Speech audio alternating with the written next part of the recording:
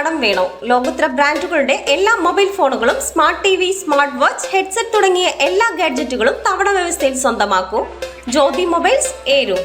Manju SR എന്ന ഞാൻ നിയമാനുസരണം നടപ്പാക്കിയ ഇന്ത്യൻ ഭരണഘടനയോട് യഥാർത്ഥമായ വിശ്വാസവും കൂറും പുലർത്തുമെന്നും ഇന്ത്യയുടെ പരമാധികാരവും അഖണ്ഡതയും നിലനിർത്തുമെന്നും ഭയാശങ്ക കൂടാതെയും മമതയോ വിദ്വേഷമോ കൂടാതെയും.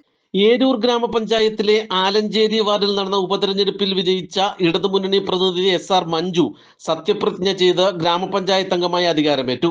ഏരൂർ ഗ്രാമപഞ്ചായത്ത് കോൺഫറൻസ് ഹാളിൽ നടന്ന ചടങ്ങിൽ പ്രസിഡന്റ് G അജിത്ത് മഞ്ജുവിന് സത്യവാചകം ചൊല്ലിക്കൊടുത്തു.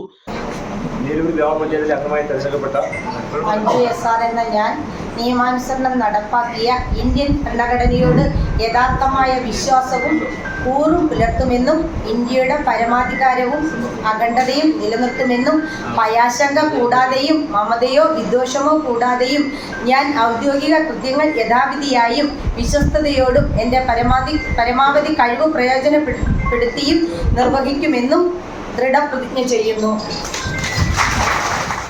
CPM ജില്ലാ സെക്രട്ടേറിയറ്റ് അംഗം S Jayamohan, CPM Anchal area secretary D Viswasenan, CPI മണ്ഡലം assistant secretary A Santhosh, panchayat vice president V Raji, ജില്ലാ പഞ്ചായത്ത് അംഗം C Ambikakumari, CPM CPI local committee സെക്രട്ടറിമാർ, ജനപ്രതിനിധികൾ, പൊതുപ്രവർത്തകർ, മഞ്ജുവിന്റെ കുടുംബാംഗങ്ങൾ ഉൾപ്പെടെയുള്ളവർ സത്യപ്രതിജ്ഞാ ചടങ്ങിൽ പങ്കെടുത്തു.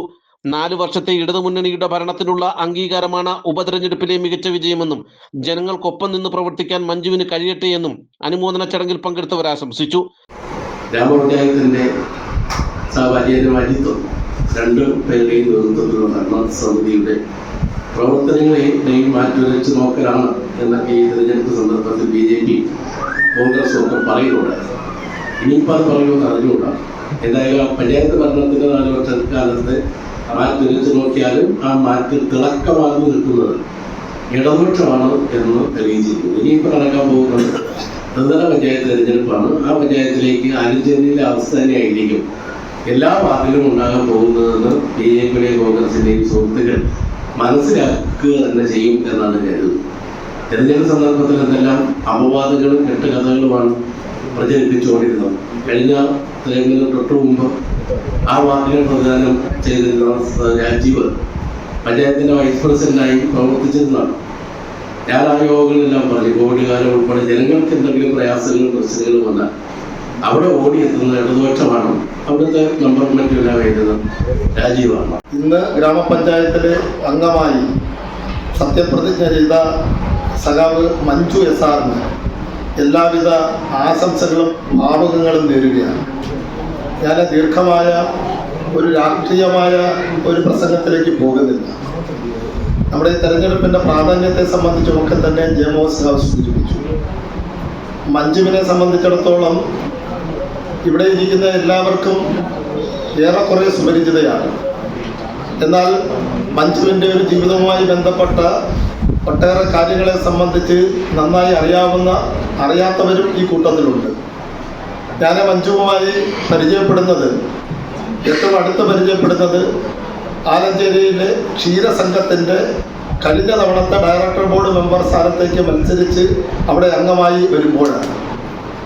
ആ പാൽ സൊസൈറ്റിയുമായി ബന്ധപ്പെട്ട പ്രവർത്തനങ്ങളിൽ രാഷ്ട്രീയ നേതൃത്വം എന്നുള്ള നിലയ്ക്ക് ആ ഡയറക്ടർ ബോർഡുമായി ചേർന്ന് പ്രവർത്തിക്കുവാൻ എനിക്ക് ധാരാളം അവസരം ലഭിച്ചിട്ടുണ്ട്. നേതാക്കൾക്കും പ്രവർത്തകർക്കുമൊപ്പം പ്രകടനമായിട്ടാണ് മഞ്ജു സത്യപ്രതിജ്ഞാ ചടങ്ങിലെത്തിയത്.